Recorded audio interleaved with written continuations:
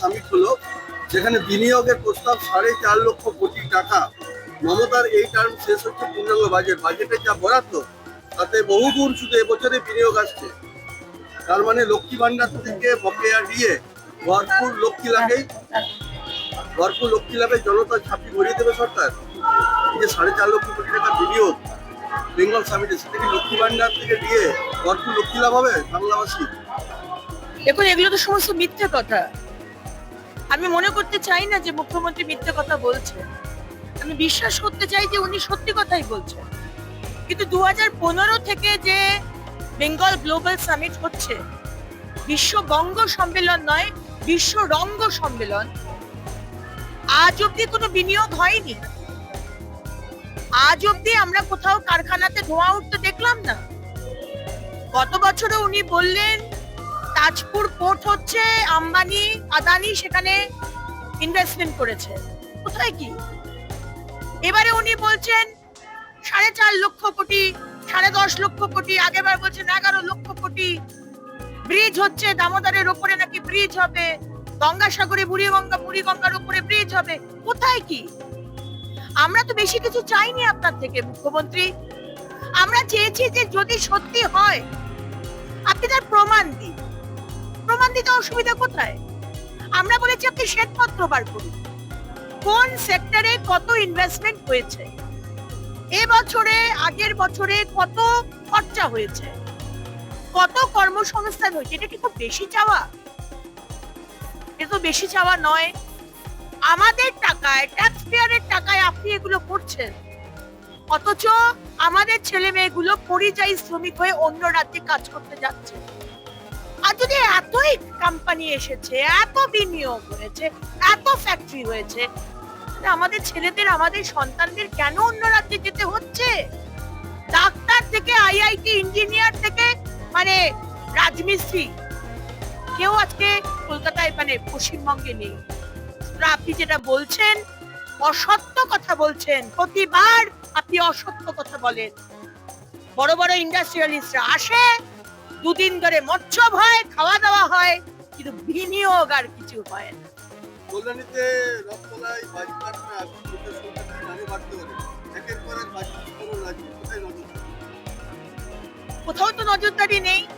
এর আগেও তো বাজি বিস্ফোরণ হয়েছে, বলা হয়েছে বাজির কারখানা, কিন্তু দেখা গেছে যে না, বাজির কারখানার পিছনে অন্য কিছুর কারখানা ছিল। বাংকার দেখা যাচ্ছে, বাজির কারখানার ভিতরে বিভিন্ন রকমের বোম বারুদ, সেটা নিয়ে খেলাধুলো হচ্ছে। তারপরে দেখা গেছে তাল গাছের উপরে বডি, 4 কিলোমিটার দূরে কারোর বাড়ির ছাদের উপর হাত, কারোর বাড়ির ওপর পা। এই তো দেখে এসেছি। দেখেনি মেদিনীপুরে, দেখেনি খাগড়াগাড়ে, দেখছি তো। কিন্তু এইভাবেই চলছে, কারণ পুলিশ প্রশাসন যাদের এইগুলো দেখার কথা, তাদেরকে কাজ করতে দেওয়া হয় না। পুলিশ প্রশাসনের কাজ এই নিয়মগুলো দেখা, পলিউশন বোর্ডের কাজ যাতে পলিউশন না হচ্ছে সেগুলো দেখা।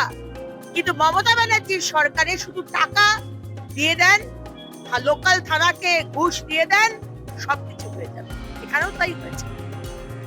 আজকে একটা স্কুলে, আপনার বিধানসভার স্কুলে, মন্ডল প্রাইমারি স্কুলের ক্লাসরুমে তাদের জাঙ্গল করছে, যার কারণে আজকে অভিভাবকরা, গার্জিয়ানরা তালা মেরে বিক্ষোভ দেখাচ্ছে।